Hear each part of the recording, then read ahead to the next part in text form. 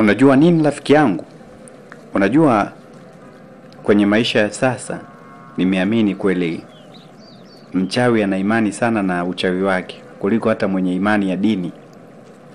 Umefikiria nini kusema hivyo jamaa yangu? Mbona kama sijakuelewa hivi? Umeika kwenye mafumbo hivi? Na unamaanisha nini? Unajua nimesema hivyo kwa nini? Unajua kwenye maisha ya sasa bora mchawi anaweza akawa na imani yake kwamba ya kichawi tu na akakuamulia akakufanyia jambo lolote lile bila kushirikisha chochote kile, yani bila kumshirikisha mtu yote yule. Lakini baadhi ya wenye imani ya kidini unakuta anashindwa kuamini hata dini yake, kwa sababu akisumbuliwa jambo kidogo tu, badala ya kwenda kwenye imani yake kwenda kuomba Mungu amsaidie, badala yake anakwenda kwa mganga au anatafuta ushirikina ili asaidiwe. Sasa hapo nani mwenye imani? Kwa hiyo kwa kusema hivyo unataka umaanishe nini sasa?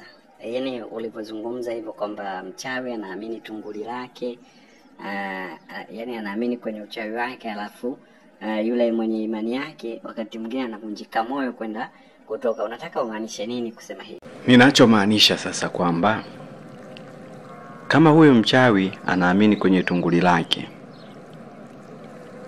kwa nini wewe mwenye imani yako usiamini katika maandiko matakatifu, usiamini kwa viongozi wa dini, usiamini kwenye vile vifaa ambavyo umepewa kwa ajili ya kuvitumia, mfano kama ni rozari au tasbihi kwa ajili ya kuomba, kuna sala mbalimbali, kuna dua. Kwa nini usiamini huko?